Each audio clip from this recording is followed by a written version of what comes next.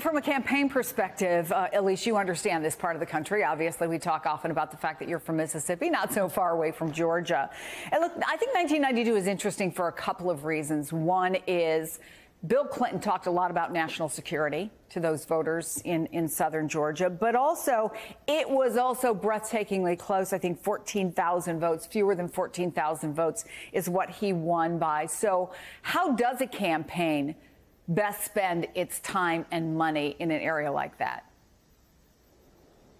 Well, I've long said that Democrats should re-engage in rural America, that their neglect of rural America, especially in the South, has, these small margins. It really can make a difference. And the Georgia State GOP chair has said that in these counties, only 1% to 2% more participation by Republican voters could really give them a more comfortable margin for Donald Trump's victory. So anything Democrats can do to re-engage with rural voters, which include black voters, I think that people outside of the South often forget that there are plenty of rural black voters too that can be engaged in these areas. And I would actually hearken more to maybe 2012 and Barack Obama and getting low turnout voters who aren't necessarily coming out all the time, but getting them enthusiastic and channeling that enthusiasm. And it just helps so much down the ballot, too. And so that's kind of, if they can channel some of that enthusiasm, which is what we just saw in Priya's reporting, it's there. How do they put it to action? Yeah, and Greg, we often talk about apples to apples, right, which is one presidential campaign versus a previous presidential campaign. But as you rightfully point out in your recent writing, probably this campaign is taking more of the playbook from Raphael Warnock. Talk about that. Yeah, and it's no surprise, too, because who is one of Vice President Harris's top aides? It's Quentin Fulks. Quentin Fulks also ran the campaign for Senator Warnock 2 years ago.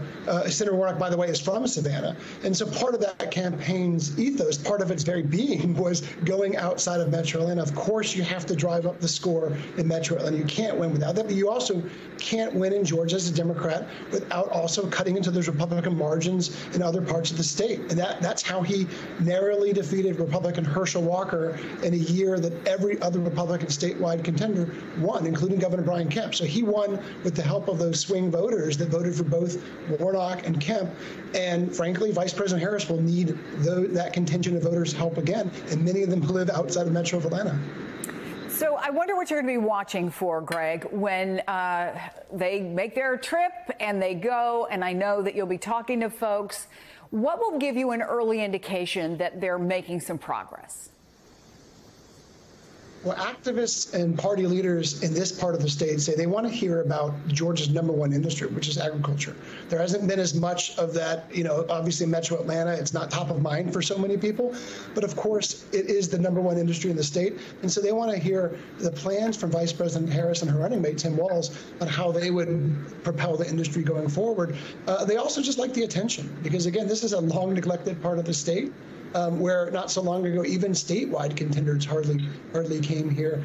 And now it is front and center. And, Elise, Mike mentioned momentum, and that does allow you to do some things that let's say the Biden campaign would not have been able to do. The Harris campaign actually did something similar to what they're doing in Georgia and Pennsylvania when they went to Beaver County. I think Trump won that by almost 20 points. So when you're talking about these places that are not used to getting presidential candidates, do you get some points for just showing up?